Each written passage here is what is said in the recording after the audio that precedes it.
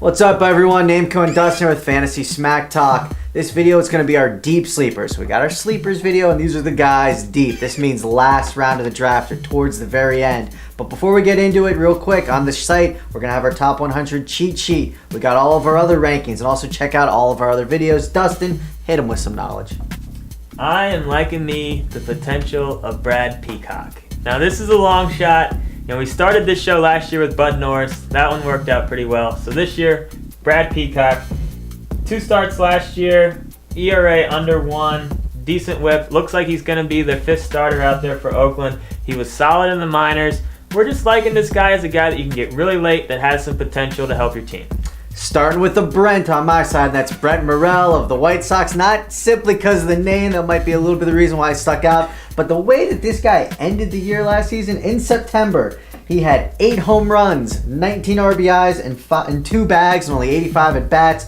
Gotta love the power surge they gave you. And for a third baseman, a guy that can get super late, I mean, the upside's there. Might as well take a gamble.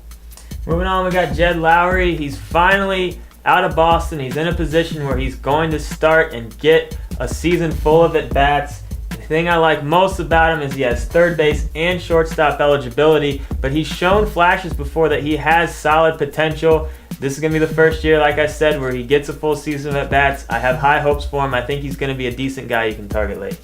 Next guy I'm going to be talking about is the first baseman for the San Diego Padres, and that's Jesus Guzman. Last season, about 250 at-bats. He only had 5 home runs, 44 RBIs, but he batted .312. We certainly expect those power numbers to go up. He's a young kid, a lot of upside here. Moving on, another tough position to fill, second baseman, and we got a guy we like late, and that's Jose Altuve. This guy was scorching in the minors last year. That's why they had to call him up. And 357 at-bats in the minors. He was batting .389. This guy has the potential to bat for average with some speed at a tough position to fill. What more do you want? Next, we're going to be talking about a pitcher for the Atlanta Braves, and that's Mike Minor. Now, coming into last year, everybody was all high on this guy. He came up, and he really didn't do that great, and now everyone's totally forgot about him again. The pedigree's there. Go ahead and you can take a gamble on this guy late. He could be a solid pitcher. His walks are high. That was a problem. If he gets that under control, though, we could see high K counts and a mid to low 3 ERA for the kid. Certainly don't mind him as a late gamble. Duda. Next, we got Lucas Duda. I love saying his name. I'm surprised he's not really getting talked about a lot, and I'm surprised at where he's ranked in a lot of other rankings that we've looked at. He plays for the Mets, so it's a big team. A lot of people talk about New York teams. This guy's not getting that much love. But in 301 at-bats last year, he had 50 RBIs, and in July, August, and September last year, he batted 300 or better all of those months. He's penciled in as the starting right fielder right now. I think he's got a high upside this year. All right, next we got a relief pitcher turned starter, and we always love those guys because they normally can get pretty high K counts, and that's Daniel Bard of the Boston Red Sox. Last season he had an okay ERA, but for a setup guy, wasn't great at a 3.3. The year prior to that, he was at sub 2. Again, we just like these closers turned starters. There's always a big K, big win potential because he's out there with Boston. The last guy I'm going to talk about is David Robertson for the Yankees. He had an amazing year last year. 100 Ks in 66 innings. He had a 4-0 record, 34 holds for the Yankees.